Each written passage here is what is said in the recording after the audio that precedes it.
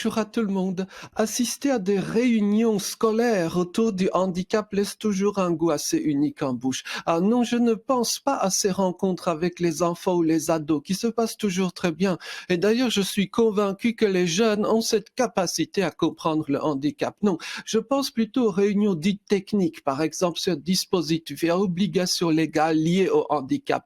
Et là, c'est l'apothéose. Vous entendrez tant de sigles, d'acronymes, de plans et de formulaires que même les plus experts dont c'est le métier s'y perdent. Et ce n'est pas qu'une question de complexité exponentiellement croissante, c'est le côté fluctuant du vocabulaire. Un terrible aveu, si vous me le permettez. Si j'étais prof dans une école en France, je prierais jour et nuit pour ne pas avoir d'élèves en situation de handicap dans ma classe. Non pas bien sûr à cause du handicap, mais à cause du coup de massue administratif qui vous attend. On dira que tout cela est pour la bonne cause, pour pousser l'école française à devenir plus inclusive. Le gouvernement vous sortira avec un battage médiatique dont il a le secret, toutes sortes d'arguments imparables et de statistiques. Avant, il n'y avait que, par exemple, 3 plans d'inclusion renforcés par élève, alors qu'actuellement, ils sont 7, dont 4 proactifs, sans oublier les 11 chartes à signer tous les mois. Donc, clairement, jamais on en a autant fait pour le handicap. Mais dans les faits,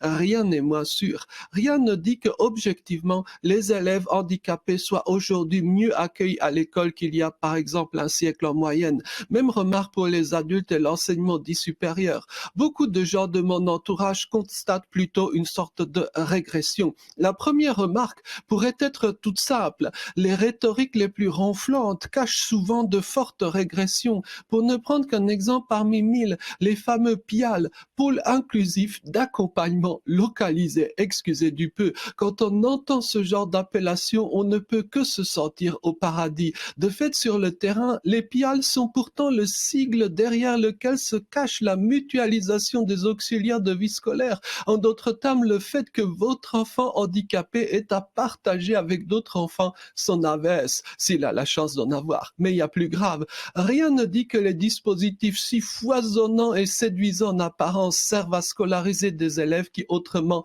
ne le seraient pas. Il pourrait y avoir un effet d'éviction. Les enfants qui naguère allaient à l'école et plus tard réussissaient dans la vie, de nos jours peuplent les nombreux dispositifs d'inclusion. La raison est simple. Comme les établissements et dispositifs dédiés au handicap en général ont le libre choix des personnes accueillies, eh bien entendu, tous visent des personnes, disons, les moins handicapées, voire qui ne le sont pas. Donc d'ailleurs, souvent le handicap est purement administratif. Les enfants et adultes réellement handicapés sont mis à l'écart, comme il y a un siècle, avec la charité chrétienne en moins. Avec cependant un corollaire en plus.